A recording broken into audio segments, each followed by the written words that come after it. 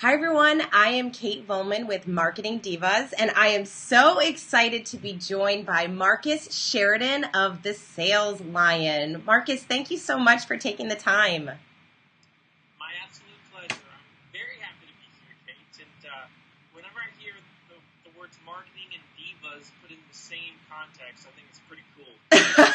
And we got a Z going on, so, we have to be a little different. So, Marcus, I've been following you for that sounds so creepy. I've been following you for a couple years, but online I've been... You know what? That's where we are today, right? Seriously. It's true. As a society, we can do it better than we've ever done it, and it's becoming very normal because now we can actually show it and articulate. Like, we followed people before, but it was different. We have a deeper level to be able to do that today. So I think it's kind of cool. Like, when somebody says to me, "Yo, Marcus, I've been following you for a while, and I follow my people," just like, I like it. It's not creepy. I think it's awesome. I think it's awesome, too. And I was so psyched to meet you at Inbound when you spoke. And again, because I had been following you and sharing your story, you've gotten tons of exposure on how you basically turned your pool company around after you found content marketing, and you've been featured in the New York Times because of the strategy, and now you speak all over and teach other businesses how to create and execute their own content marketing strategies to get more leads online and ultimately grow their business. So when I got to meet you, I was like, when I went to Inbound, I had my little list of people I wanted to meet. You were on the top of that list. And so I still remember when I saw you walk by and I'm like, I need to go meet him and get a picture. So it was very fun to meet you in person. Oh, well, thank you so much. It's been a fun ride. And it's funny too, because, yesterday I was, and this is going to sound almost arrogant, but I don't intend it to be. Yesterday, I was flying back from Cancun, and I was just sitting there, kind of like just contemplating how much my life has changed over the course of what is almost, it's actually this month. Wow, I'm looking at my calendar right now. This month, it's exactly 5 years since I embraced that philosophy with river pools that saved the business, changed my life, and I was coming back from Cancun yesterday because I had to speak in Cancun, and I was able to take my wife there, something that she's never done. She's never really been out of country. I mean, she's been to Canada, but that doesn't really count because it still feels like you're in North America, right? Right. Well, you are. I mean, it still feels like you're in the U.S. in a lot of ways. And but it was tremendous. I'm like, and I'm thinking to myself, so I get paid to go and to tell a story and relate that story to every business because it's very relatable, because it's a principle-based story. And I'm so blessed because of it. It's really been fascinating. I'm just as like fired up as a kid in a candy shop about the whole thing. It's wonderful. Oh my gosh. Well, I know you are, because when I heard you speak, first of all, your session should have been one of the keynotes because it was amazing. And you need to email HubSpot that too. You know what's? I swear those people drive me crazy, Kate. And I hate them at the same time, because 2 years ago I gave a talk there that was literally, Brian Halligan said this was the first perfect score we ever received. Oh my gosh! And then, of course, last year, people said that it went well. I told Halligan, I'm like, dude, what does a guy got to do? Just because I don't have 400 billion Twitter followers doesn't mean that I can't give a good keynote around this place. Well, I will send that email. I would be happy to, because you were amazing, and the room loved you. Everyone you were awesome. And the stories you shared, I have to tell you, whenever I do a speaking thing and talk about content and inbound marketing, you, as I told you when I met you, you are a story that I share time and time again. And so to be able to now put this on our site so I can say, hey, now you get to meet him sort of meet him on this interview, because you just have an unbelievable story. And I had the opportunity to meet your family. You brought your family to the conference. It was cool because there was 5,000 people at Inbound, and there was 4 kids, and those 4 kids were mine. And the first time they'd ever seen their dad dad speak. Let me tell you Oh. what, that was a great experience, just all the way around. I'll never forget it, and I'm integrating them more and more into my speaking and my travels because that's why we do this, right? And plus, it gives them just incredible real world education as well. I spoke in Myrtle Beach a couple weeks ago. I mean, I'm sounding terrible here because now I'm talking about Myrtle Beach. But I spoke in Myrtle Beach a couple weeks ago. Took my son, and he was just me and him. So it was like a dad-father hangout for basically 3 days in Myrtle Beach, and it's just how I see. I think we try to separate sometimes work and family too much. Because people say, well, when you're with your family, you can't be working, you got to be totally focused on them. I don't believe that. I don't think that's true. I actually think that although there are times to totally disengage with work, I think my goal is to see how well I can integrate them. And so my kids understand, well, Dad's got to work for a few hours today, but Dad can still play today, and we can go to these places together. To me, that's the ultimate goal. That's the balance that we all strive to achieve. And I think that's awesome because you are showing them that they can do anything that they want to do, and how awesome that you're creating these little entrepreneurs that are going to either be helping you in your business or having their own passion and figuring out a way to do that, whether it's online or, what a great mentor they have in their father. So I think it's unbelievable. Your wife is adorable. Your whole family is adorable. So. Oh, you're sweet. My daughter, my oldest daughter she just turned 13. And she's homeschooled. She's reading Jab, Jab, Jab, Right Hook right now. Oh, love it.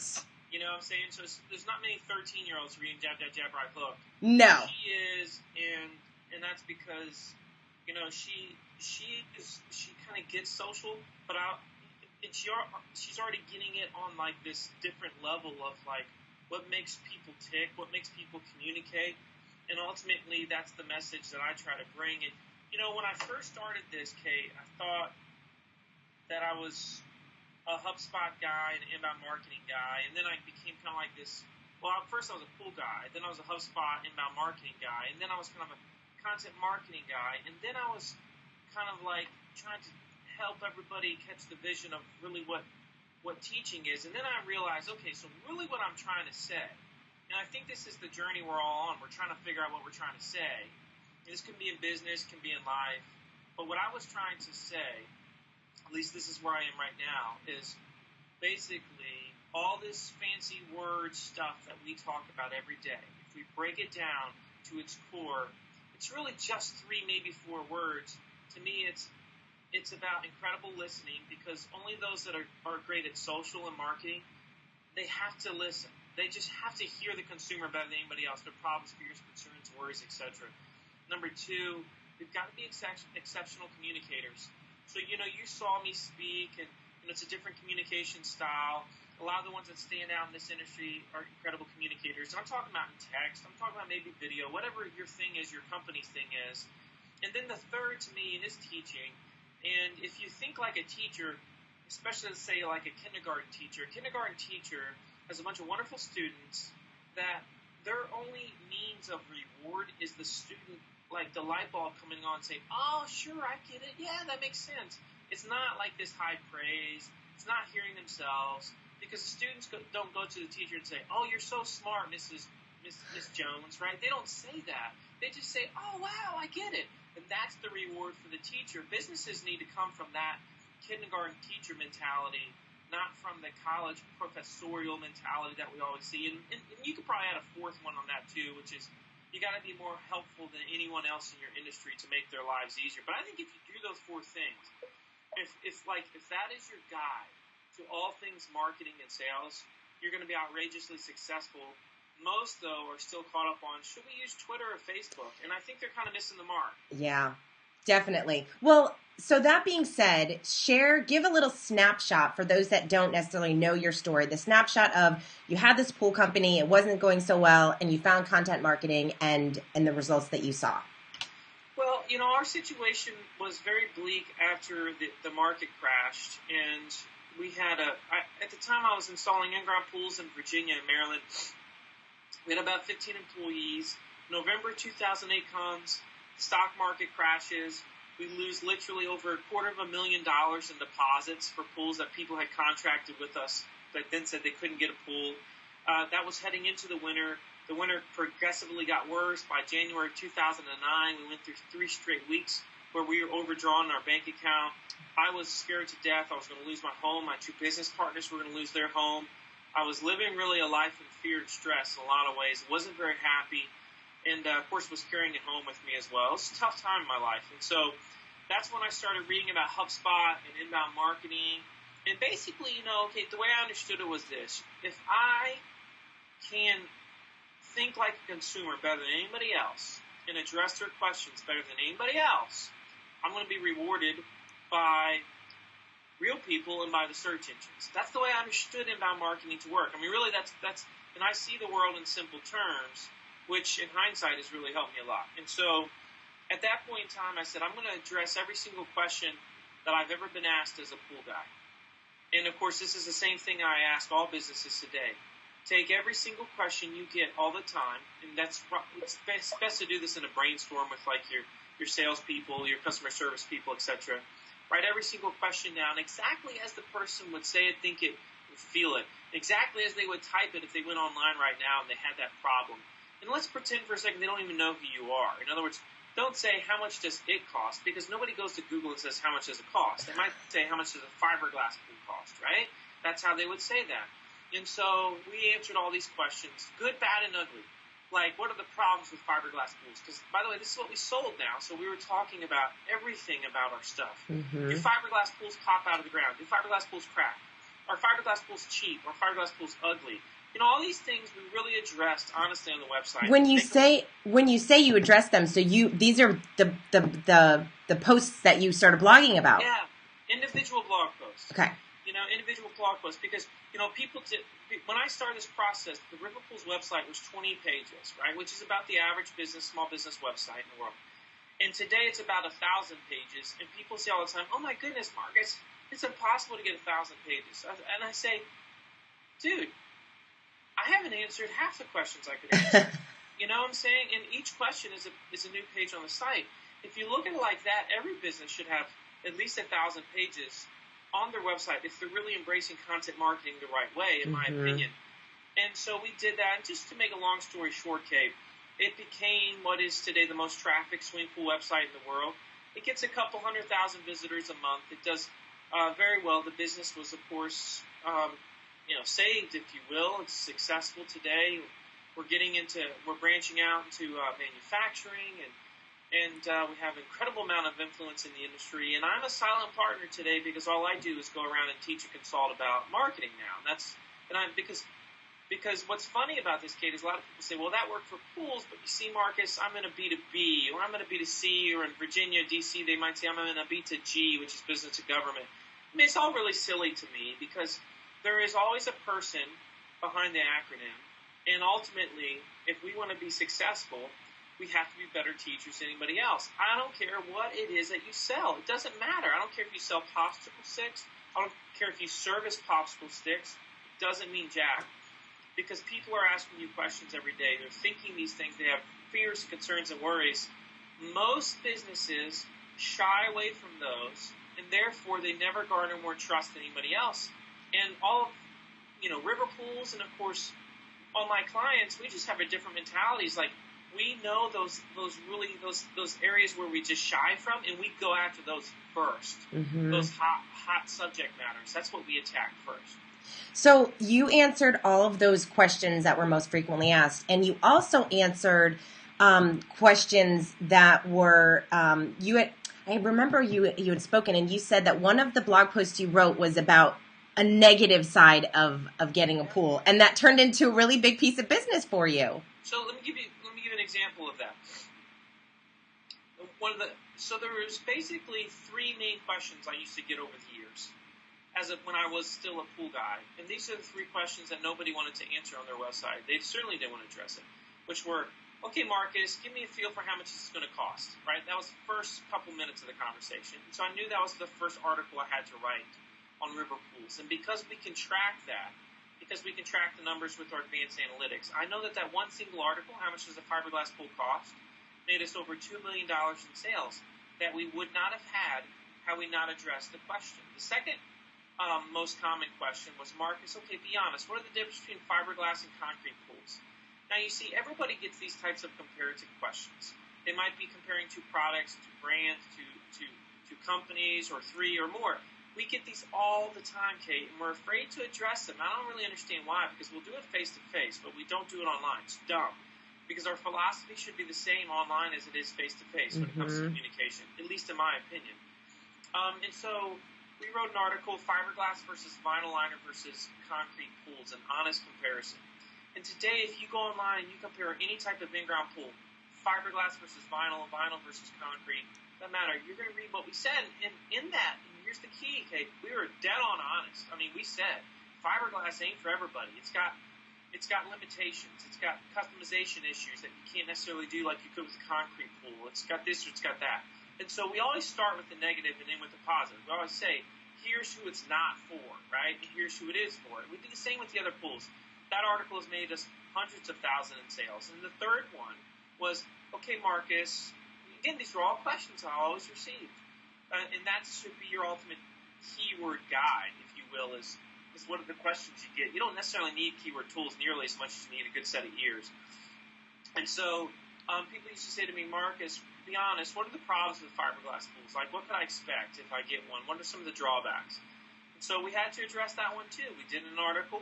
That article, if you go online today and type in fiberglass pool problems, fiberglass pool issues, fiberglass pools crack, it's pretty much that article is going to be the first one you read every time. That one's made us over $500,000 in sales. And so just on 3 articles alone, we've had over $3 million in sales at least that we can account for. That doesn't count the ones that called us after reading the articles. These are just the ones that filled out a form after reading the article that we can track directly back to. And it's just the moral of the story is transparency and honesty always wins. It's one since the beginning of time. That has not changed. And people pick up on that. I think more than any other time in our lives, especially in this digital internet world, Kate, we've got this BS meter that is so powerful. We can immediately pick up if someone is feeding us a load of bull or if they're being for real, right? I mean, the thing that resonates about me to people, and if I'm being honest, and I think it's important that we're honest about the things that we are good at in life and not good at. And one thing that I, for whatever reason, have been blessed with is I understand the way I communicate is in a simplistic manner so that people understand what I'm saying. And so when I write something, usually people are like, yes, exactly, I understand. See, I don't ever write or I don't talk to sound intelligent. It's not ever the goal. So the people listening to this today, they're not going to say, that guy's a genius. They're going to say, holy crap, there's no reason I can't do that. Dude, that was so simple, right? And so that's the goal is communion here, not that dude is so freaking smart. Oh my gosh, that guy's smart, right? Well, and I don't know a word he just said, but he's so smart. No, I think it's true. And when you talk about answering those frequently asked questions, I think that people tend to, they make it more complicated. They just try to complicate the blogging process. We overcomplicate all of this. It's killing me, too, to watch it. I mean, I see people blog, and I'm like, holy moly. When was the last time somebody asked you that? Yeah. It's like they don't ask you that. There's really basically 5 subjects where everybody should start with their blogging efforts. I call them the big 5. They move the needle in every industry. You've heard me talk about them, but the first one is cost price questions that we get. The second one is versus/comparison questions, what I just mentioned. The third one is problem/issues questions. So what are the drawbacks? What are the problems of? The fourth one are review-based questions. Okay, so what are the positive reviews of? What are the negative reviews of? And the fifth one is best questions. Now, best oftentimes is the most prolific. Like, what is the best company for? What is the best, manufacturer of? I mean, it's just like we do best. What is the best restaurant in Beverly Hills to buy, nachos?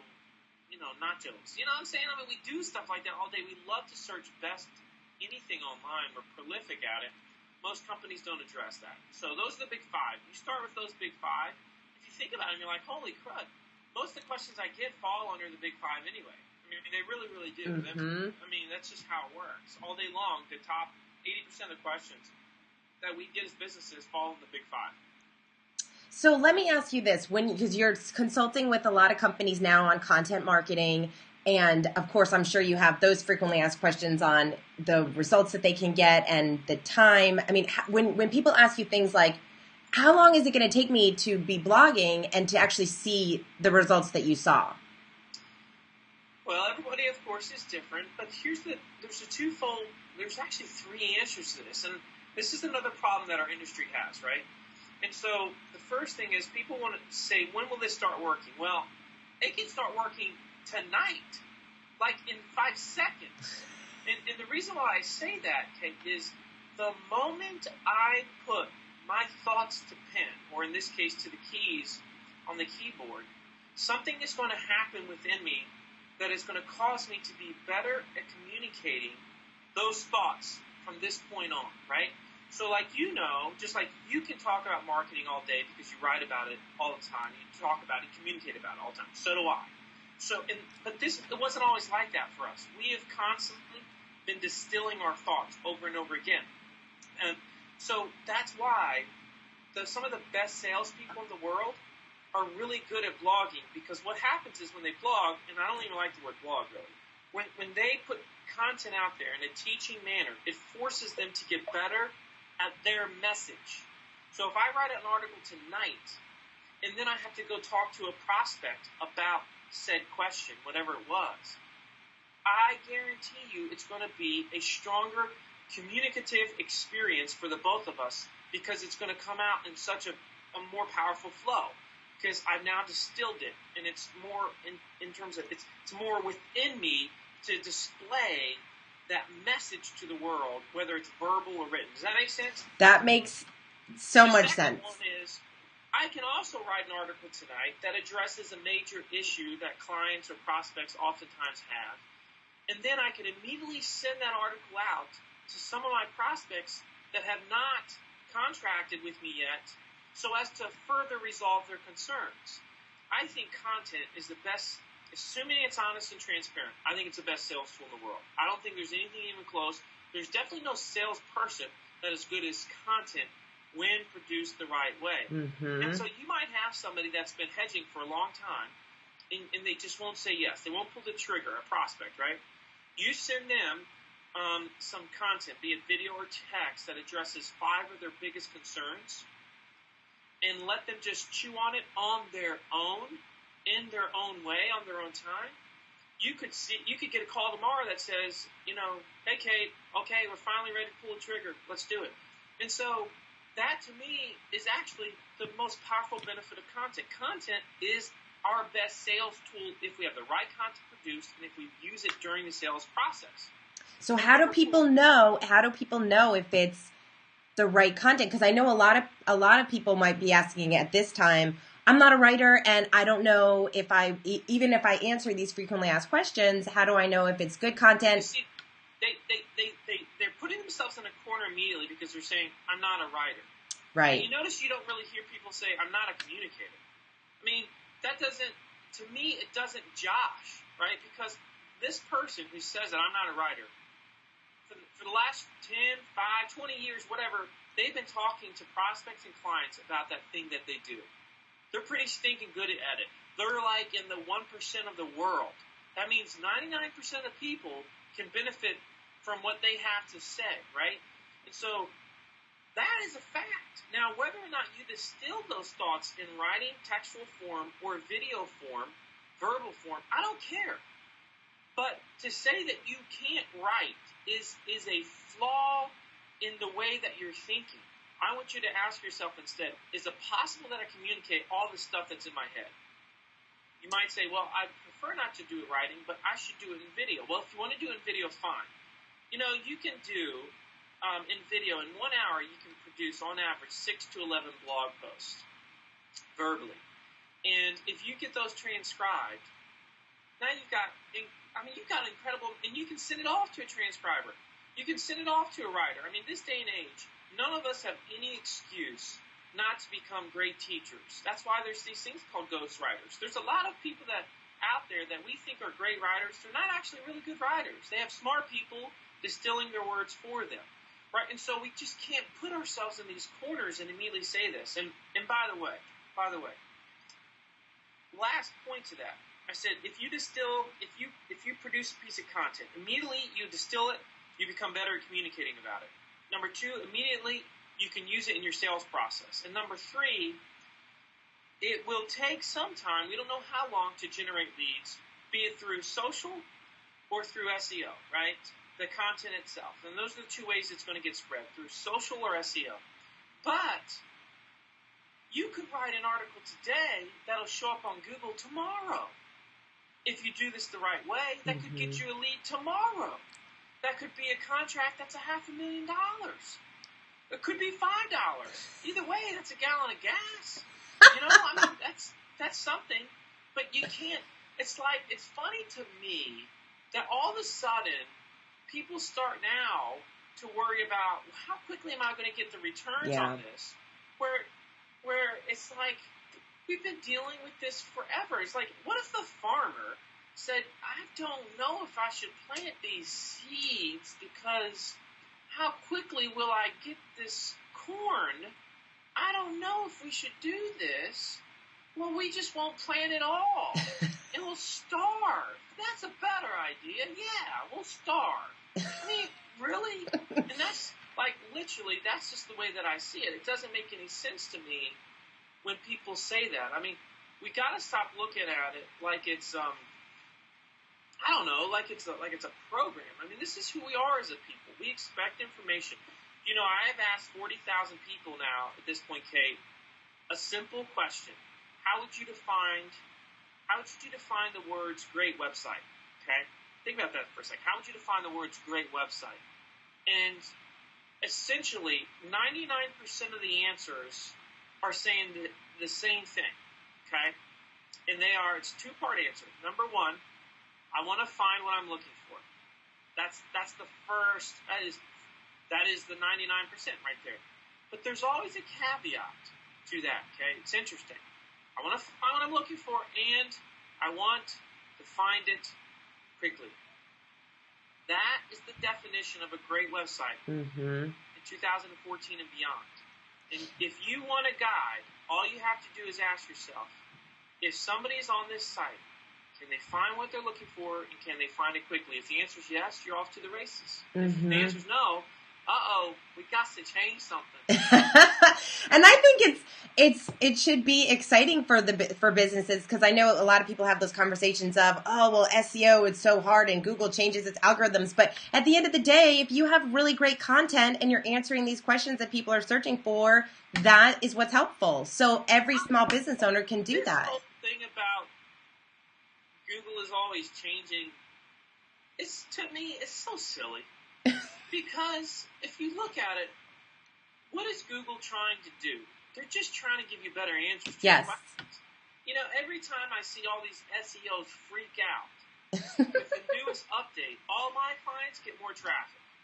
Because every update is written for the common person, the natural man, the person that's writing in a manner to be understood, that is not trying to game the system. You know, everybody that tried to game the system 5 years ago, 3 years ago, whatever, they deserve what they have coming to them, because you know what, Kate? They dance with the digital devil. And if you dance with the digital devil, you're going to pay the price at some point in time. I could have done all those stupid things. I could have done link building on all that, but I was like, you know what? This is not a solution that's built to last. What's built to last? Well, built to last is I better teach better than anybody else in the world, communicate better than anybody else in the world, listen better than anybody else in the world, be more helpful than anybody else. If I do those things constantly and really just show that on my site, I'm going to be successful. It has never proven me wrong. It's like today I'm just like, why are we acting like this is a big deal, Hummingbird? Like, what's the big deal about Hummingbird? It's just, I mean, really, it's what we all know where this is going. It makes no sense to me, honestly. Marcus, I think you need to be a little bit more passionate about inbound and content marketing. It's we have one life, one life to live, and what's interesting to me is people, people will say that a lot. Why are you so passionate about this? And you've heard me talk about it. This to me is way more than business, right? I mean, And one thing I love to ask people at the end of when I speak is, why did you come here? Why did you come to this conference, right? And see, everybody thinks they come to the conference, like the natural answer is, I want to get better at business. But that's not why we come to conferences. We come to conferences if we really understand it, and sometimes you need reflection to see this. Sure, you're coming to conference to better your business, but you go to events because you're looking for more peace in your life. I mean, that is what you're striving for.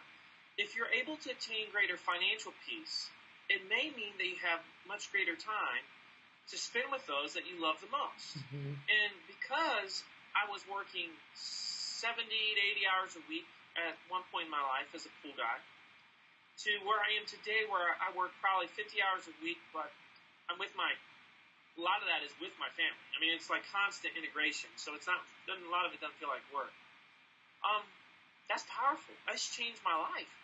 And so I hope that if people can just sense a little bit of that and want a little bit of that in their life, well, maybe they'll do something with it as well.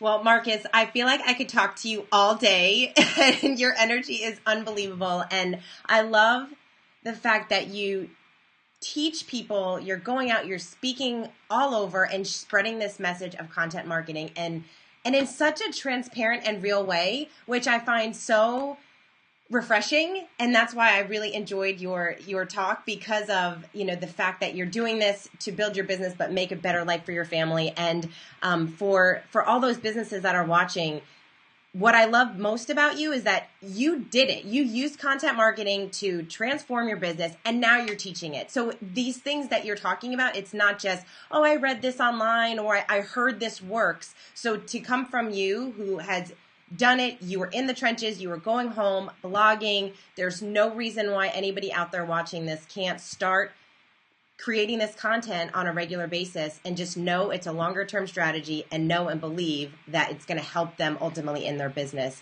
in a variety of different ways. And I was listening to your podcast, because Marcus has a podcast, which is awesome. It's called Mad Marketing.